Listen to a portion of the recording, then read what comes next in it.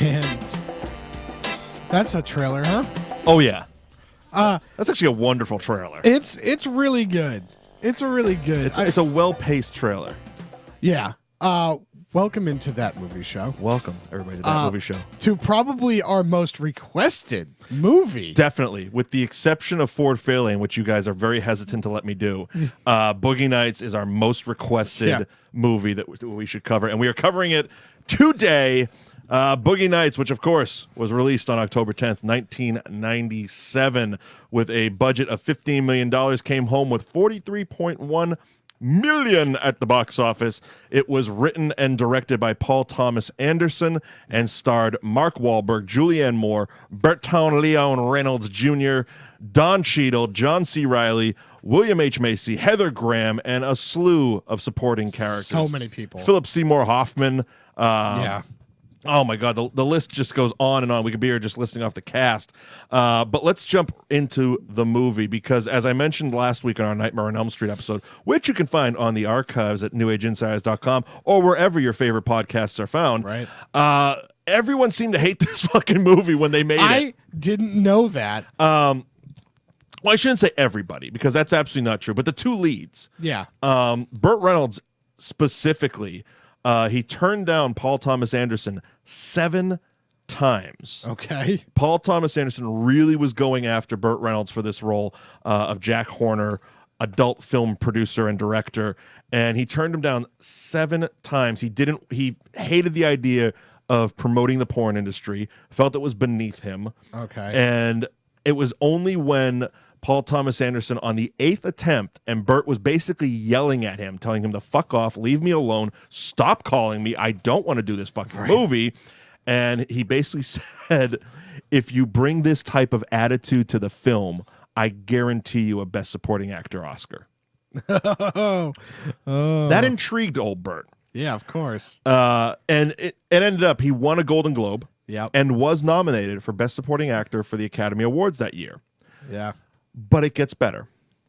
After seeing a rough cut of the film, Burt fired his agent for putting him in a piece of shit like this. Oh, man. He did not like this movie. Yeah. A lot of the stories you read, and this is by no means a drag Burt through the dirt type of thing, because if you listen back through some of our episodes, especially around when he passed, we love Burt Reynolds on the show. Yeah, I mean, Burt Reynolds is great. Burt Reynolds is a fantastic guy, but at times, especially in his older age, seems like he could be hard to deal with. I could imagine. Even in his younger days, seemed like he could be hard to deal with. Have you seen the Mark Summers video from the fucking Tonight Show? Right. Yeah. Yeah, he He doesn't seem like a great guy sometimes. he can be short-tempered at times. So there was a story that on set, there was many screaming matches between Burt and director Paul Thomas Anderson. One blew up so much, it was one of the backyard scenes at the house that one of the ADs has done an interview. It was actually in the Grantland oral history of it, where he said, all of a sudden, I heard this commotion. I turn, and Burt is trying to punch our director, and I didn't know what to do. Yeah, okay. Because A, you're trying to punch the director. That's our boss on this, for lack of a better term. B, it's Burt fucking Reynolds. Yeah, right. What is happening? Yeah, right. But while Paul Thomas Anderson is willing to let bygones be bygones, he actually offered Burt a role in Magnolia. Okay. To which, when Burt was asked about it, said, yeah, I've done my Paul Thomas Anderson movie. I'm never doing another one again. Yeah, okay. He did not like him. Yeah. The other lead, who has only recently come out about calling it regrettable, Okay. is Mark Wahlberg. See, now that's interesting. And, well, it is interesting, and his reasoning is so Mark Wahlberg. Yeah, okay. So, whether you know this or not, a few years ago, Mark found Jesus. Oh, did he now? Around when he had his kids and marriage and stuff, and cleaned up his act. Oh, see, I didn't know that. Yeah, I didn't so know that he Mark found is Jesus. very. If you look at even a lot of like his logos and stuff, you'll find little crosses on the hats and stuff. Yeah, okay. He's really into religion now, and so he was doing interviews and stuff like that. And every time this would come up, he basically kept saying, "I hope God will forgive me for playing Dirk Diggler." Okay. It's weird because it's kind of It's a double-edged sword type of thing. Right. Where his statement is he regrets a lot of the decisions he made early in his career because they go against his faith now. But then he also follows up with, I also don't want my faith or family to impact my creative decisions. Yeah. So he wants his cake and eat it too. Oh, of course he does. Because since Finding Jesus, he's also done movies like Pain and Gain. Oh, okay. See, that was going to be the thing. Is like, did he do Pain and Gain? Yeah. Did he do, what was it, like 22 Blocks where he just murders a bunch of people? Look, he's done the Transformers movie. Yeah, you're those should be the regrettable ones. Yeah, right.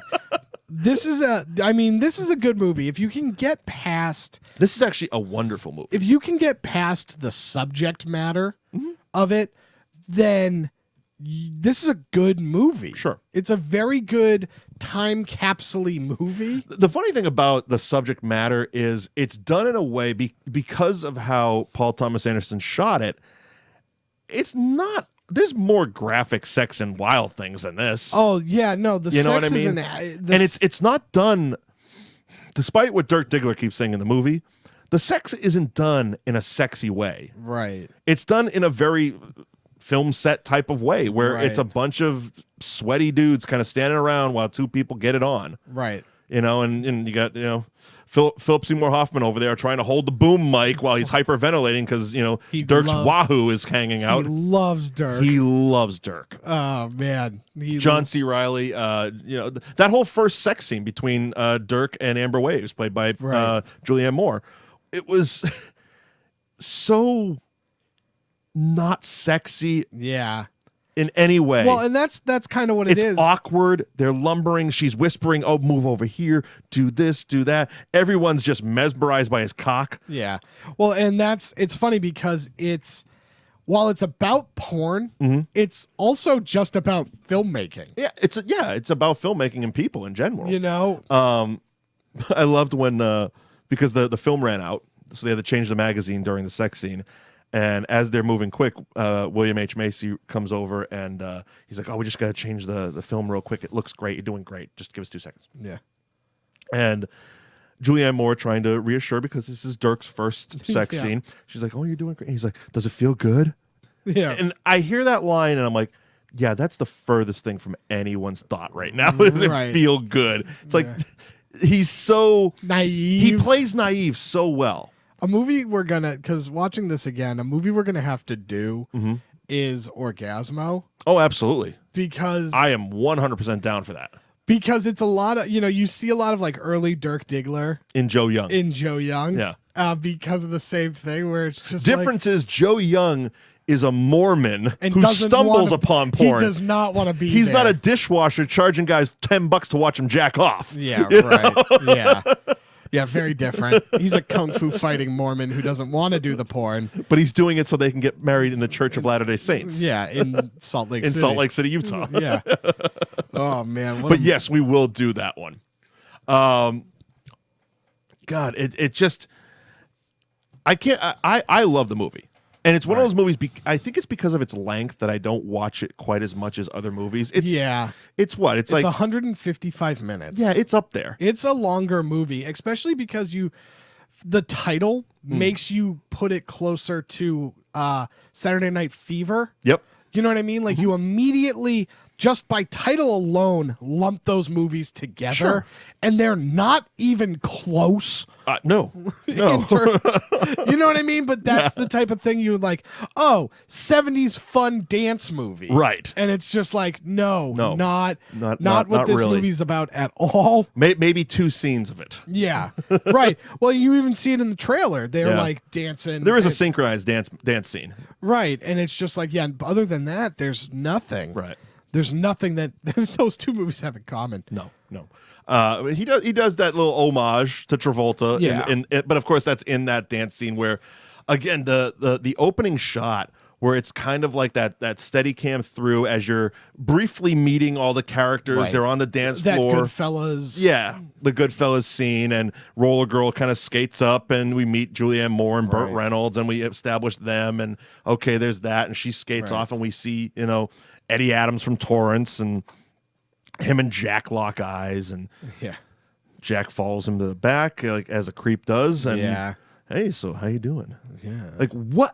I'm always curious. Like what made him? Did Luis Guzman like school him on this? He's like, oh yeah, that guy's got a huge cock, and he charges guys $10 to jack off in the back. It has to be. I mean, because he literally follows this pretty normal looking kid. Yeah, he's just some guy back to the fucking bus station, Yeah. the dishwashing station. So he's like, what prompted that? Right. How are you scouting for talent? Yeah, I guess when times are tough, you'll just take whatever cock will do. I guess, right? And so he's in the back, and that's where we get the 5 or 10. And Jack's like, what the fuck are you talking about? He's like, well, if you just want to look at my dick, or Yeah. if you want to look at it, it's $5. If you want me to actually jack off, it's 10. And he's like, people pay you for that? He goes, yeah. He's like, have you done it before? He's like, yeah, a couple times tonight, and you can do it again if you got $10. Great line, by the way. Right. If you got $10. You got $10. And he's like, no, I don't. But Light bulb bursted. But hey, if you want to come back and have a drink. Yeah.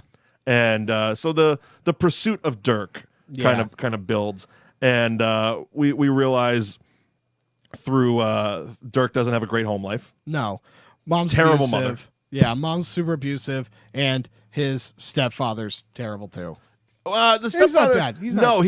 He's more of a fucking buck. Sorry. Yeah, of course. The stepdad is just he's what's the right word? Not passive aggressive, but yeah. like clearly the mom has verbally and mentally abused this entire family into just shutting the fuck up and doing what she says. Yeah. Like you can even see it at breakfast where, Mark Wahlberg sitting there at the table having breakfast, and the father sits down. He's like, "Oh, so how you doing?" He's like, "Oh, good." He's like, "How's work?" Like the father seemed genuinely involved. Yeah. And as soon as Mark says, "Oh, I got to get to work," the mother starts shitting on him. She's like, "You're working a fucking car wash," and you see the dad's face as he just kind of puts his plate down. He's like, "God damn it, I just got to get out of here." Like he even tries like. The dad seemed like a genuinely nice guy. Like when he walks up and she's doing dishes and he gives her a kiss on the cheek and she's like, "Jesus Christ, would you shave if you're going to do that?" It's like, oh, you're just nasty for no fucking reason, bitch. Yeah, you're terrible. You are a horrible human being. So that builds to obviously a blow up fight where she's ripping his Farrah Fawcett poster off the wall. Right. He's flipping out, saying, "I got a special gift and I'm gonna be a big fucking shining star. I'm gonna be a big star." Cut to he takes a bus to the valley to Jack's house, and we get our first pool party scene. Yeah, right. We meet Reed Rothchild, played by John C. Reilly. The names of these people are amazing. Brilliant. Are absolutely amazing. And the best part is they all have multiple wonderful names. Yeah, right. You got Reed Rothchild, who later plays Chess Rockwell. Yeah. The sidekick to Brock Landers, played by Dirk Diggler. Right. I mean, come on. Yeah. The fun part about John C. Reilly is I like to think that this movie is what inspired him in Talladega Nights in the dream, like the coma dream sequence. He goes, "I just want to let you know, I spread my butt cheeks as Mike Honcho." Mike Honcho. It's one of those things that I know he had done other things, but this was really John C. Reilly's coming out. This is where a lot of people noticed him as not just a comic actor, but an actor in general.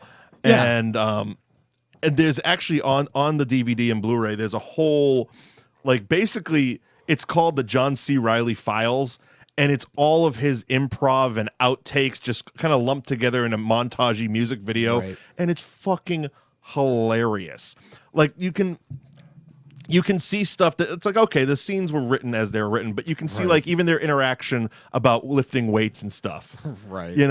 Where he's sitting there making the margarita and he's like, "You ever seen that movie Star Wars? People say I look like Han Solo. How much you bench?"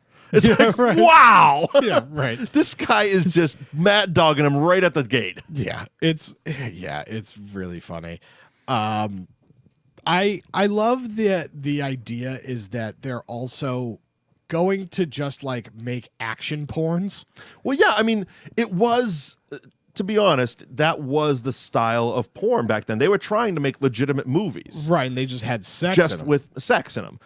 They referenced John Holmes and Johnny Watt, and John Holmes seriously influential in this entire movie.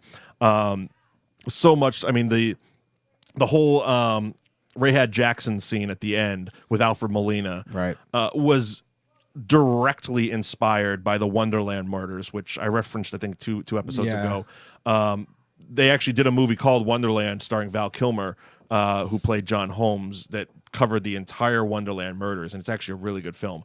But that was basically it. It was John Holmes would go to this house to party all the time, right? And they would basically, it was in the later years where he had retired from porn. He had come out with AIDS and stuff like that, and it was a bad drug-addled time for John Holmes. So, but he was still popular enough that people would like these drug crews and stuff would invite him over and let him come in and do their drugs, as long as they could poke fun at him and make he was basically a party favor.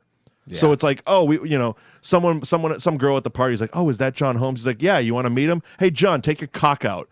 No, you don't want to do it? Well, give me my drugs back. It was that type of relationship, right? That built into basically what ended up becoming. Okay. What ended up becoming the Wonderland murders? Yeah, right. Which they not directly but very closely reference in this movie at the end there. The highs and lows are so high and so low. Oh, absolutely. I mean, one of the most iconic scenes, at least for me in this movie, is the New Year's Eve party. Yep. Where little Bill basically catches his wife having sex with, for like the third time in the movie, right? Which you assume is like the 1400th time. Yeah, like she's a porn star, and so he's like, I've made peace with that. I've made peace with that end of things. I don't think he's ever upset with her having sex. It's just the disrespect of how she's doing it, right? And how, again, disrespectful she is to him with, go sleep on the fucking couch. Yeah, it's right. Yeah, dick move. So, I mean, him just then going out to the car, getting the gun, coming back, killing both of them, and then killing himself. Yep. Is 1980. Yeah, it's like that's such a change in this movie, because the 70s, everything's fun. Yeah. And everything's going great. And then as soon as that change happens, they're buying cars, they're buying homes, everything is imported Italian leather. Yeah, they're doing so well financially, and everything's going so well. And then it's that New Year's Eve party and that moment, and everything just from that point on changes. Yeah. And the movie changes into that new decade. Oh, absolutely.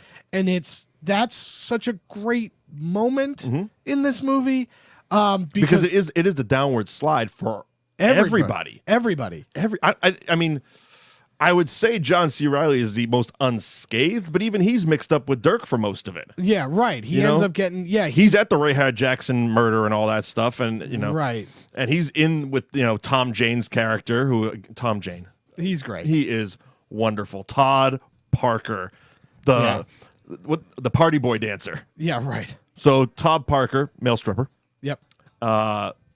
Wonderful. But again, it's that downward slide where Julianne Moore's character is like officially losing her son. Right. Which has been an ongoing theme for her character throughout, where it's like, she's clearly an unfit mother. Yep. But she won't believe that. She's trying she's making the phone calls, but it's like, you do what you do, you live where you live. And even in that, there's that little mediation scene for her where you can off camera hear the husband saying she lives in a house of prostitution. Yeah. And she's like, oh, it's not, we're filming, blah, blah, blah, blah. And it's just that heartbreaking scene where the magistrate looks at her and goes, well, have you been arrested? Yes. What was the last thing you were arrested for? And it's either drugs or prostitution. Right, it's one or the other. And those are two things that he's saying are the main reasons you can't see your kid. Right. So that happens. Buck, played by Don Cheadle, who has been trying to get out of porn. Yeah, and first of all, he's finding an identity. Right, he just wants to get out. He wants to get out. He wants to open his own stereo store. Right. And that's it. Well, this is him trying to do that, but not being able to get bank loans because of being a pornographer. Right. He's got a pregnant wife. Yep. Who was another one of the porn stars, and that the Christmas Eve murder at the donut shop. Oh yeah. Which, again, watching that is just like, the technical aspects of how this movie was filmed, amazing. Oh yeah. Like that, the back, the forth, the gun. I'm like, that's a really well put together scene. All of these scenes are really well put together. There's a lot of long tracking shots in this movie, which is really, really good. I aesthetically really enjoy that. And so having them like have these complex shots makes the movie feel even smarter than it is. Right. Because again, you have this interesting dichotomy of like, this movie is very, very well done. It's very, very well acted. It's very, very well directed. Right. And it's about porn. Yep. And I think it's, you kind of have to take a look beyond that because it's a movie about porn, but it's a movie about making movies. Right. You see, knowing how the sausage is made, you watch this movie and you're like, just because what's in front of the camera is people having sex doesn't make any of the things that we're dealing with any different. Right. The meteoric rise and the fall of a celebrity, it doesn't matter what genre you're in. And even Jack's character, Burt Reynolds' character, Jack, it's like, so he seems to, his progression into the 80s seems to be financially okay, because we see him in that warehouse with all the stacks of VHS tapes and stuff like that, but he's not happy. No. And you see that in the scene with him and Rollergirl in the limo, right, where even earlier than that, where they're at the party with Philip Baker Hall, right, and he's telling them he's playing Floyd Gundoli. Again, wonderful name. All the names and are it's great. him and the Colonel and Jack, and Floyd Gundoli's basically telling him the future of porn is, he's literally in 1987 was predicting the future of the internet. It's basically, it's amateurs and it's video. It's not professional actors. It's not film. Right. It's real people fucking on VHS, at the time, video VHS. Right. And he's like, and I have access to the people and the equipment. Colonel has the money and you have the vision. And Jack just gets pissed off. He's like, are you fucking telling me the future of film is video? Yeah, right. Cut to them in a limo. And he's sitting there with Rollergirl, and he's like, we're going to make film history. And you hear him mumble. He's like, on videotape. Yeah, right. And it was her, basically, they were driving around Hollywood looking to pick up some guy to fuck her in the back of a limo on tape. And that was it. Yeah, that was the premise of his movie. Right. And that, it's so true. And I mean, it's even kind of true, again, in the internet age with not only porn, but with film and video in general, where it's like, we have to have these multi-billion-dollar superhero extravaganzas because a bunch of people are going to watch a kid sit on his couch and play Super Mario. Right. You know what I mean? Right. And it's like, look, I'm guilty and I watch them too. So, I'm part of that problem, but it's it's what we do. We're literally on Twitch. It's what we do. You're gonna bounce around from this to Fortnite to whatever video game platform is out there. Trust us. We know our own hypocrisies here. But it has to be stated. There is an oversaturation of content. Right. And actually I posted this to the movie show's Facebook page, facebook.com/thatmovieshowtv. The streaming service Filmstruck shut down this week. Yep, and that's so depressing. Filmstruck was a streaming service much like Netflix or Hulu, but they focused on movies that basically you find like in the Criterion collection of DVDs and Blu-rays. They weren't the big blockbuster summer popcorn movies, but they were extremely important films. Right. And they were really for a niche audience, but the bitch of it is there's such an oversaturation of just these streaming services, not even the content on them, but the services in general, that the competition is so high for everyone's dollar that it's like, even so I'm completely streaming at home. Yes. I got my YouTube TV, I got HBO, Showtime, Netflix, and WWE Network all through a Roku. Yep. Those are the ones I pay for.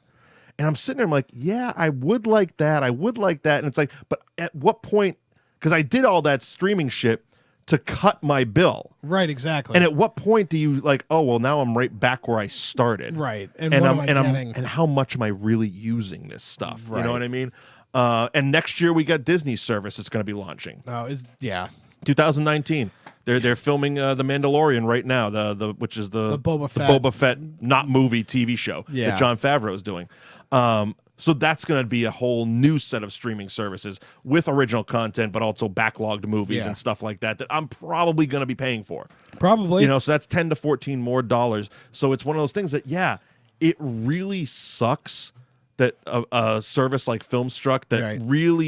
really had wonderful, important films. Something that they should have done, and it's really tough, is they never told you what was on there. And they should have just had a list so that because there are so many good movies on there, or there were.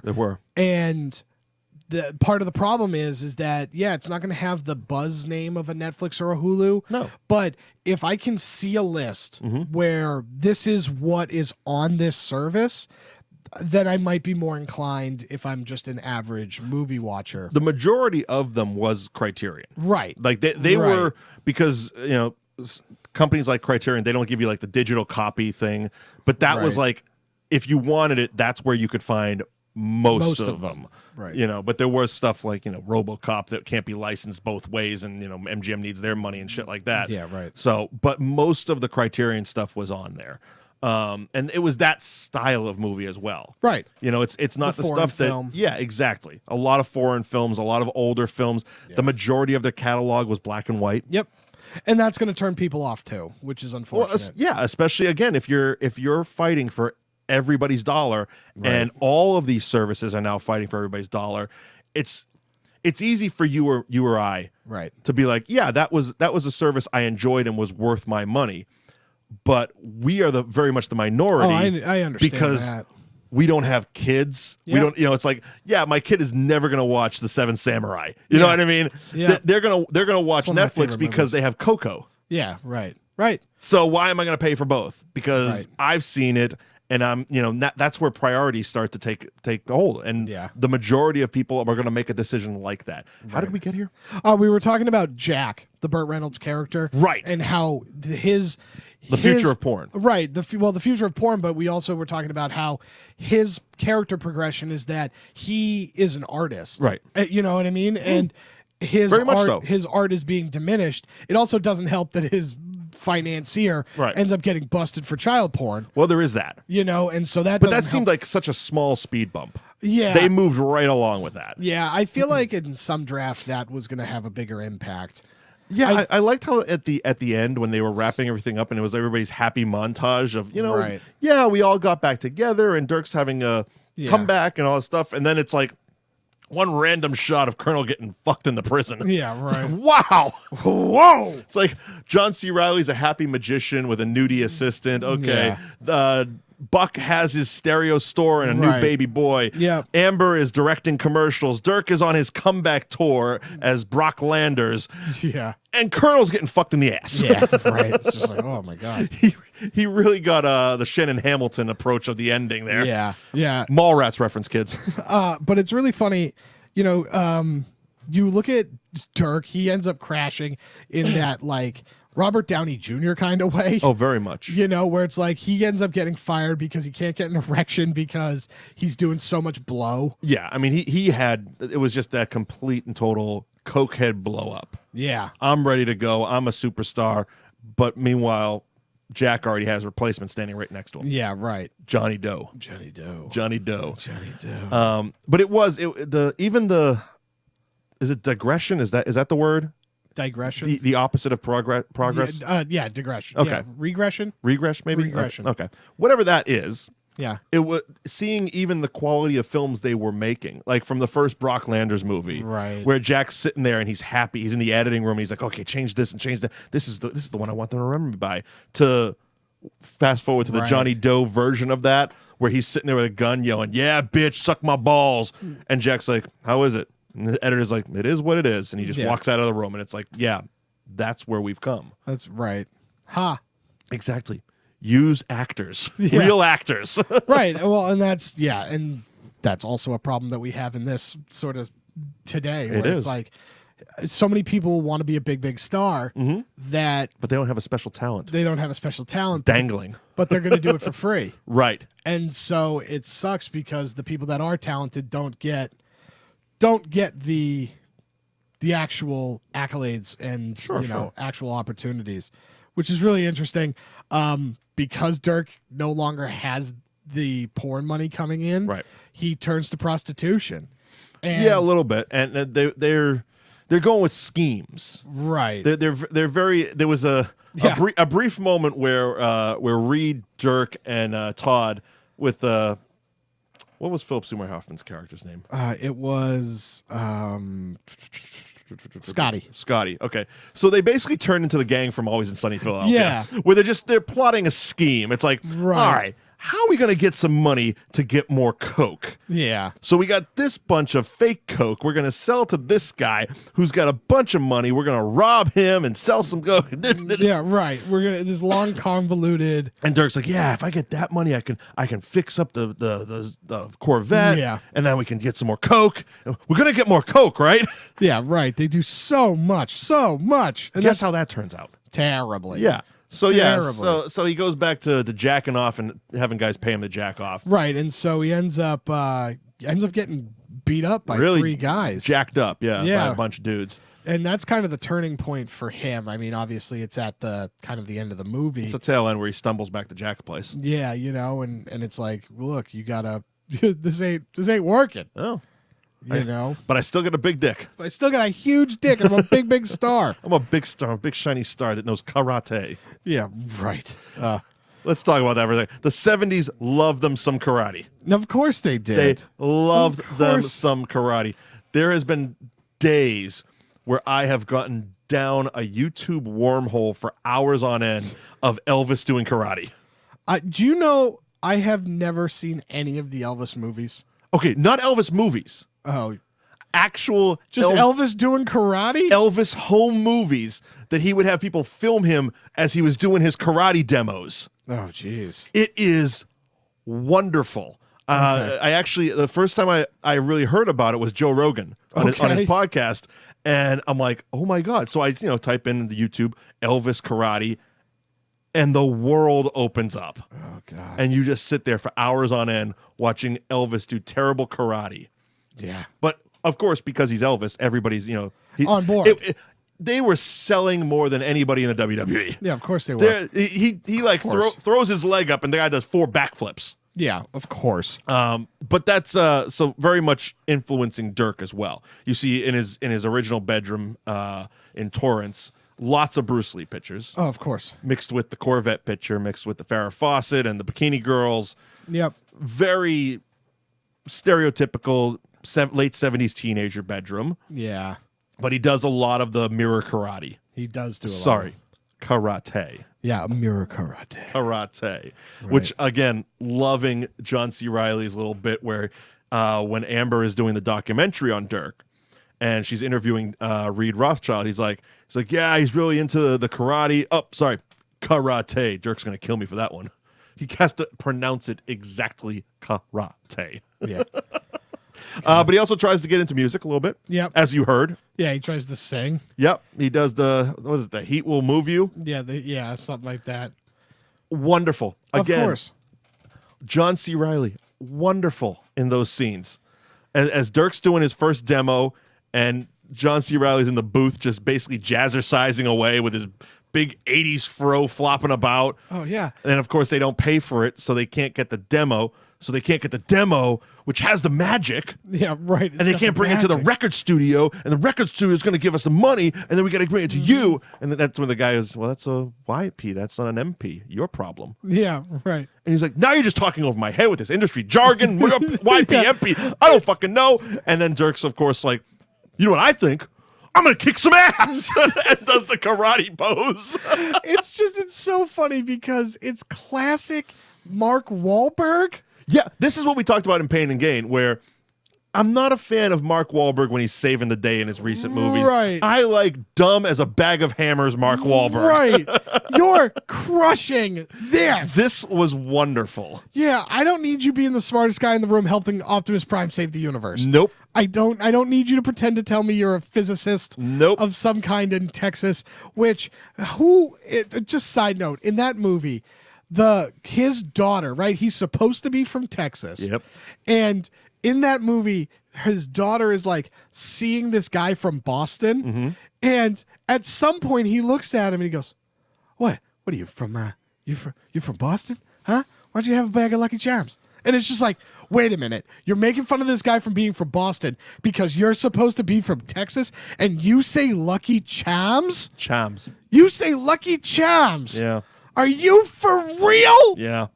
So that's my Mark Wahlberg Save the Universe story. That's about as much of Transformers as we're ever going to talk about on this show. Unless we do the original cartoon. Unless somehow you guys vote for that fucking thing. The only one we're going to do is the cartoon. Well, that's okay. Yeah. It doesn't have Mark Wahlberg in It doesn't have Mark Wahlberg in it. Or Shia LaBeouf. But Optimus Prime dies in it. Which is terrible. Yeah. And Orson Welles is in it.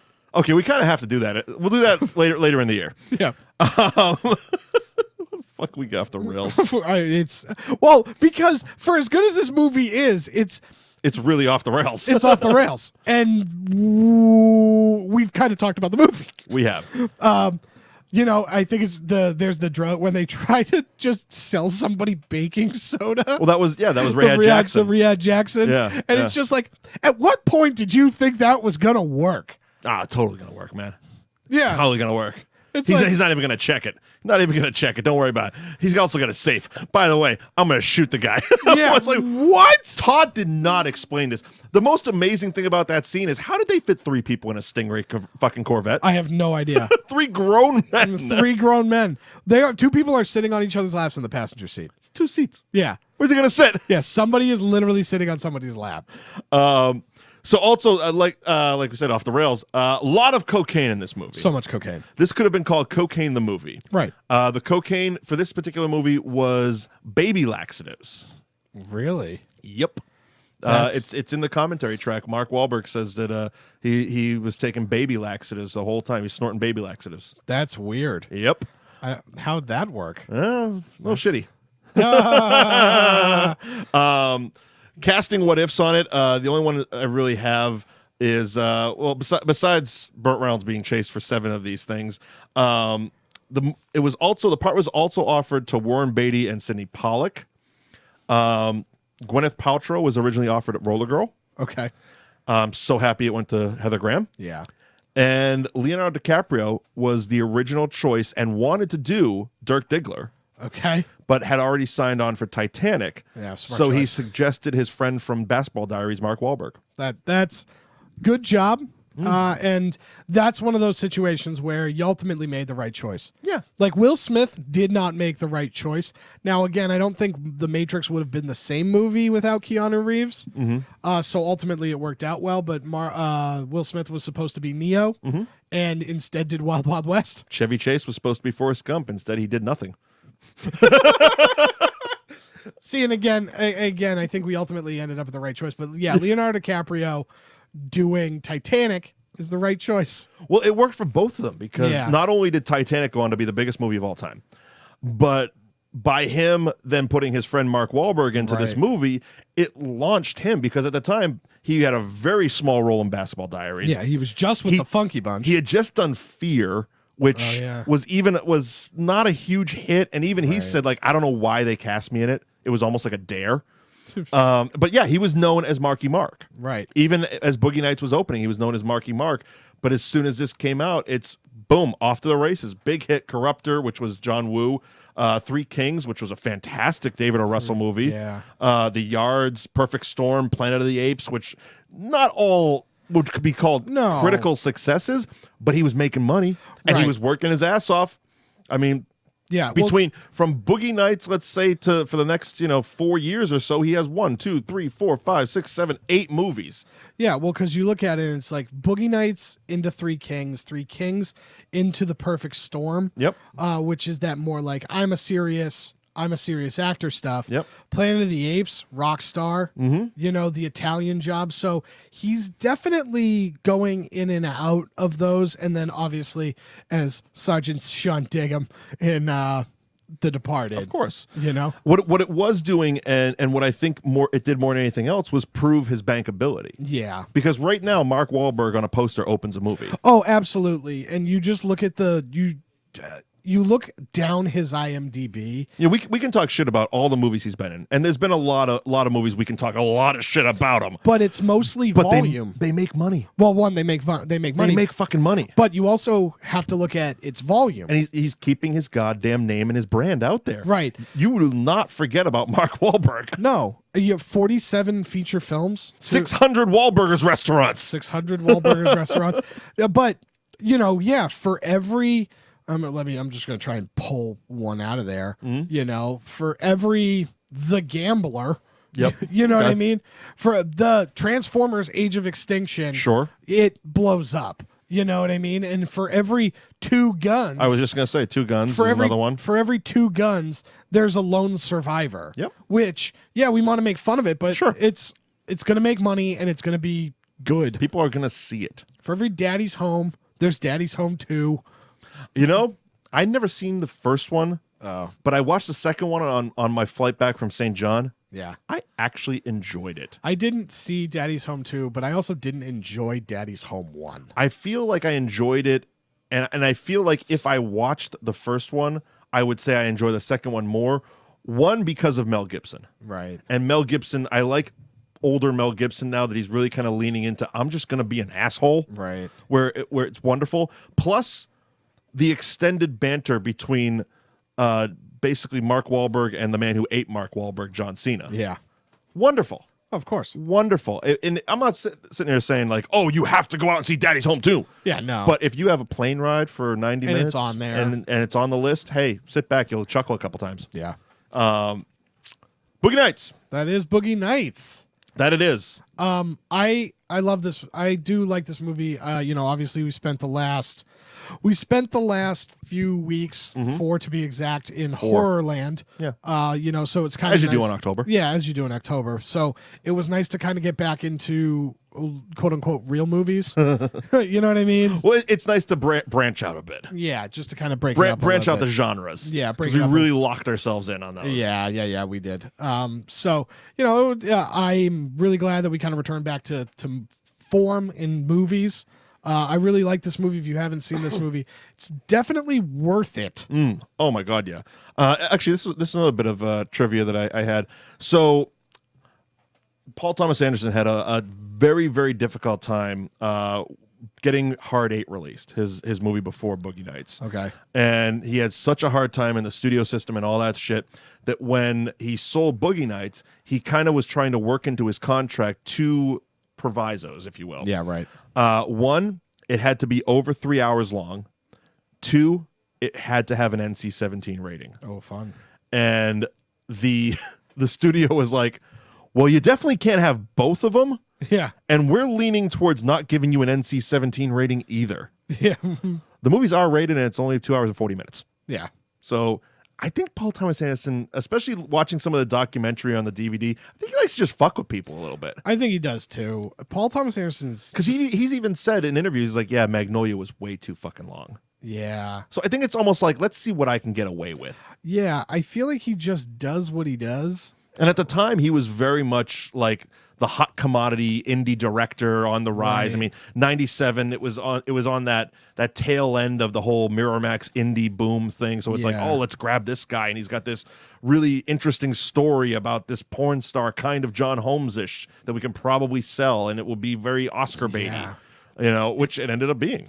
Yeah, it's weird. Just the whole thing. You look at it, you look at his filmography, this guy doesn't miss often. No. You know what I mean? It's like, I haven't seen Hard 8, so I can't speak to that. It's good. But Boogie Nights, Magnolia, Punch Drunk Love, There Will Be Blood, The Master, Inherent Vice, Phantom Thread. Inherent Vice was so good. And I haven't seen it Phantom Thread, but based solely on the nominations for it, right? You're like, this is... Yeah, he's a quality filmmaker. Yeah. And I'm not just saying that as in, he's good at what he does. No, he makes quality films. Yeah. So it's one of those things like, am I sitting here saying, oh yeah, I can go and rewatch Magnolia every couple of months? No, but like I said, it's too long. There are moments in it. Tom Cruise's character in that movie is fantastic. Right. Frank T.J. Mackey is a wonderful film character. Right. John C. Reilly, very good in it. there's a lot of great moments, but it's also very long. It's also so funny that John C. Reilly is just like a Paul Thomas Anderson guy. Totally. He was in Hard 8. Yeah. Yeah. You know what I mean? Oh, yeah. It's funny when you look at that because it's the same. And where deal. he's gone. Yeah. Because now he's a Will Ferrell guy. Now he's a Will Ferrell guy. Right. But he can be both. He can. He can be both. Well, and that's one of the great things about this movie is this movie shows both sides of John C. Reilly. Right. You can see him as an actor, but you can also see he's a funny guy. Yeah, right. He really is. Anything else we can think of? I think that's it. Let's talk about the anniversary show that we have coming Sure. up. Next week is our 1-year anniversary. It was November 11th of last year that we sat down and did The Departed. I know, right? Our very first episode. So in honor of our 1-year anniversary, we were trying to think, what can we do? I know. And we made a comment, an off-the-cuff comment, I think 2 weeks ago. We're like, let's do a bad movie. Yeah, right. That's what we decided. We always joke around, especially you with your 5-pack of DVDs. I know that I have upstairs and we can do. That you have upstairs. Pixels. Pixels is actually on the list. Of course it is. So we said, all right, let's try to figure this out. So all week I've been kind of just randomly Google searching box office bomb, biggest box office bomb, worst reviewed movie. I sent you Robert Ebert's most hated list. Oh, it's but so he's good. such a curmudgeon. He just hates a lot of stuff. Yeah, he's a he hated curmudgeon. Step Brothers, let's be honest. Yeah. So that's not really valid. So what we're going to do is Liam and I are going to pick movies for you to vote on. Yep. And they're going to be box office bombs. Yeah, it's going to be bad movies. Bad The movies. most depressing thing is that Surfer, a teen confronts fear. You sent me that trailer, and I think my response was, I didn't know Tommy Wiseau made a surf movie. Yeah. It looks bonkers. It looks bonkers. I will tweet it out. I might have already done it, but I'll tweet it out again so that please do. you can watch it. But it's supposed to be the room of surf movies.